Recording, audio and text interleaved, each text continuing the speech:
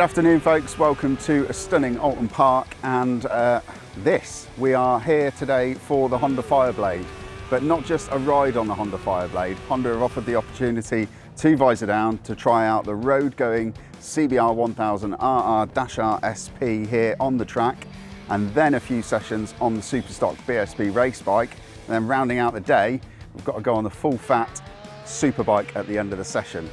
Now, I enjoy riding on track. I wouldn't say I'm the best rider on track. Why are you laughing? Stop laughing.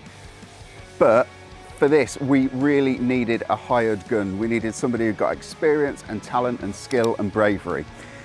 Introducing Mr. Gary Johnson. And you ended up with me. Brilliant. But we are here. You have a full day of riding these bikes ahead of you. I mean, what's your kind of experience of the Honda Fireblade? Have you ridden this generation before? No, I've never ridden this bike or this generation, but I've spent most of my career on Hondas, back from the 600, which this looks like a 600 to me at the end of the day. But yeah, I got the new generation of Fireblade in 2008. Yep. To me, and it was the best 1000cc bike out there. It was the easiest to live with. I then went on to do TTs with it. It was my second year at the TT, which was on a Fireblade. And in the Superstock race, I was leading up to the first sector. And so, brilliantly easy bike to live with, to ride. Power was linear. You know, I love my Fireblade. You know, I've moved away from that now. You know, as we do as motorcycle racers, yep. Your career takes you to different manufacturers. So I'm looking forward to getting on it. Yeah, I mean, you just commented on that it looks like your 600 Honda from years gone by. Is that putting an idea in your head as to what sort of a bike this is going to be out on the track? I don't want any preconceptions, really. Obviously, I've heard about this new Fireblade. I've seen its power figures. I've seen, you know, you look on the top trump card and it's a weapon. Yeah. So how hard it is to live with, I don't know. You know, I've heard people's comments of how it handles and different stuff. So no, I'm looking forward to it. Okay, great stuff. Well, we've got 2 sessions on the road bike to start you off and get you warmed up. They've started up the bikes just over there. We've got a couple of sessions on the Superstock, and then we've got the sessions on the Superbike.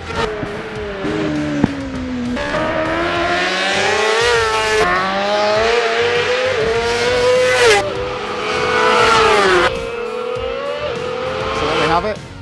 The end of the day, you have had not a bad Friday as Fridays go. You can't really moan at that, can you? No, it has been a good Friday, to be honest, Todd. And we've ridden, well, you've ridden some pretty stonking bikes. So just to remind you all why we're here, what we're doing here at Alton Park today with Honda is just really trying to drill down into the CBR1000RR-R SP and see how it is different and how close it is to the British Superbike that races on a Sunday, so that Honda hope that you will buy on a Monday.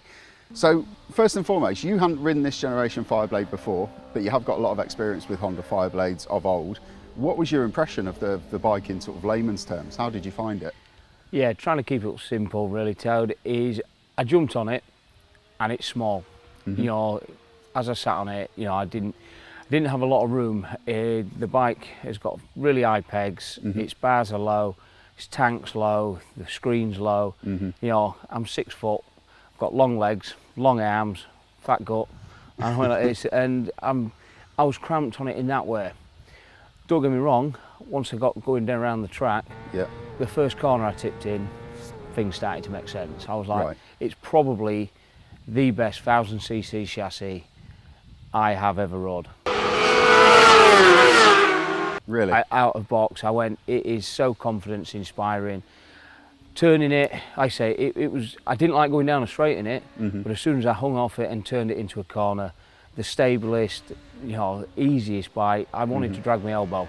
I'm not a 16-year-old kid trying to get his elbow down now in road racing. I went, but I was scraping my elbow on it. I went, I can see why these kids are getting pictures, new magazine journos and that. I went, it is so front end feel is amazing on it. And you know, when I got on the gas, it don't collapse. It's a solid chassis. I went, do you think that front end stability that you're talking about there, because I noticed that at Qatar when I rode it, that the front end is absolutely phenomenal. Do you think that's the aero for this year, or do you think it's the Showa semi-active suspension, or the chassis overall and that sort of geometry that it's got? Plain and simply, just the chassis geometry. Really? Yeah, don't think we're not going fast enough. The aeros going into corners, all that. We weren't going fast enough, I don't think. Even me, I was just flying around. I was doing decent lap times, but plain and simply, it is an awesome chassis. Yeah, yeah, okay. Any bad bits about the bike? I mean, we got your thoughts. You thought that the handling was really good. Was there any niggles? I know you mentioned the gearing on the road bike that you went out on first. I think it's geared for 420 mile an hour, which putting that gear in on a short circuit, Yeah, it is a peaky power. Yeah. No getting away from it. It pulls at 6,000. It's probably that's to get around its Euro 5 and that, which all these bikes that I ride nowadays, you know, all that rubbish from Euro stuff. It's 6,000, it has a power increase at 6,000, and then at 10,000, and then it starts singing. And I enjoyed it, but stick that long gearing on it, and then having to keep it above 10,000. yeah, You know, I've won TTs and that, and I was struggling a little bit on it. Yeah. So that ruined it, but a positive on that, if you was riding it on the road, you wouldn't be in that bracket, so it'd actually be an easy bike to ride on the road because you're not in them power zones where you can't use that on the road anyway. it just all goes a bit mental at that point, doesn't it? I mean, if I was going to buy the bike, first thing I'd do is get some clip-ons to fit my arms a bit and some rear sets and drop there, and then I'd feel comfy on it. Yeah. And then change the gearing. It's not a big job, drop a tooth at the front, couple on the back, new chain, and it all makes sense then. Good stuff, good stuff. So you had 2 sessions earlier on the road bike, which seemed to go past really quick, and then we had quite a big step up in terms of performance potential and of course cost, and you moved up to the Superstock 1000 machine, which is currently being campaigned or about to be campaigned by Mr. Neve in BSB. What did you think of that once you got out on it? What were the differences that you immediately sort of picked up? Immediate thing I found was all the dips in the power curve had been flattened out. So they've obviously put a pipe, power commander and that on it. They'd shortened the gearing, and then straight away, and they actually had pulled the foot pegs back and down a little bit, and they had the clip-ons in front of the handlebars, and I was comfier on it, and it just powered. It, you know, it still was peaky power, but it would pull from a better rev, and when you put race gearing on it, it shortens the gears up so much. It was pulling into its power fast, and it was easy to bike. And again, straight away you just want to chuck it in a corner and drag your elbow, but now you've got an easier package to work with the power, and it was comfier to ride. That being said, on the brakes were phenomenal. Can't beat them, and the pads they was using, but the forks, how Tom had got them set, I felt there was, you know, over damped, and it was quite hard on my arms, but that could be something personal to him.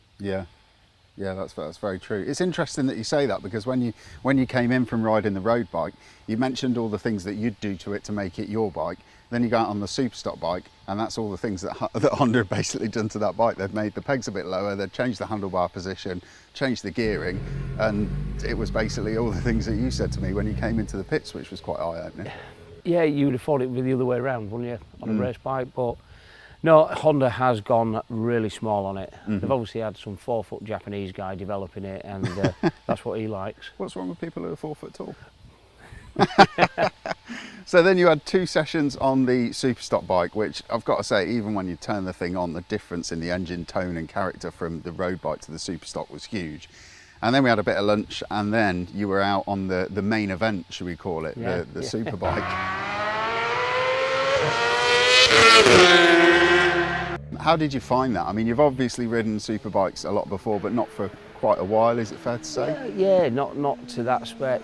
I'm trying to wrap my brains out how long it has been. I've ridden one in 18, you know. Okay. The only thing I do get to ride them is at Macau. Yeah. Problem is, you're riding around an Armco barrier like behind us, and you're a foot away from it, so it's a little bit different. But no, Superbike wise, easier power nearly to work with. Yeah. They've got the throttle and the engine braking set up lovely. The crack of the throttle's so smooth, and then it allows you to stand it. It didn't squat. It was a little bit soft for me. My fat ass sat on it, but that was all I wanted was to sit down, have another 10 minutes, divulge it all, and then go in and ram it out and push it. A Superbike, you've got to ride hard. Yeah. And it wanted you to do that. The front end was nice. The brakes were maybe a little bit too sharp for me. Yeah. But it was comfier again. how Glenn's a bit more my size, you know, Yeah. he's a little bit short, but so he had the pegs and that set up a little bit more where I would like him. And I just went, I want another go on this. Give us another session. Yeah, definitely give us another session on it. I mean, so to go back and sort of answer our original kind of the question that I've had in my head when we've been doing this, just how close is the thing that you can walk into a Honda dealership and buy that's got a 2-year unlimited mileage warranty and AA cover and all that stuff? How close is it to a full fat British superbike? I mean, is the gap getting closer and closer and closer? Chassis wise, no different.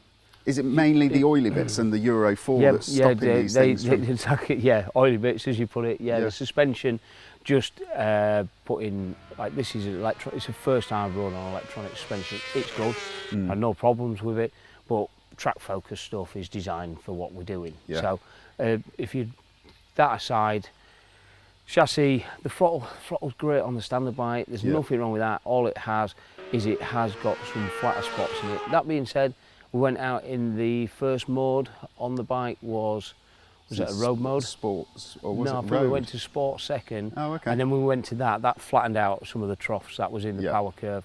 And it was easy, it wasn't so bad then. All it was the gearing was too long. Yeah. Gearing's so long on it. Why they've done that, I don't know, but like I say, on the road, it could keep you out of that power band and make it easier to ride. I spent a lot of time on these on the road. I rode one to the Isle of Wight and back to Coventry in a day, and actually on the road it's all right. It doesn't feel as peaky, but here on track, and obviously, you know your way around this place all right, don't you? Yeah, Okay. Yeah. So yeah, around here it might feel a bit peaky, but I mean it's impressive just to see, you know, just to see you riding it round and going from one bike to the next and giving your opinion on it was. It was an eye-opening afternoon, and all I got to say really is thank you very much for coming along. It's much appreciated. And hey, there's words like say I don't get offered this every Friday. no, that's true. I've been offered a lot on a Friday for a while, you know. Anyway, I reckon it's time to go and find a pub, and thank you all very, very much for watching, and I'll see you on the next one. Cheers. Cheers.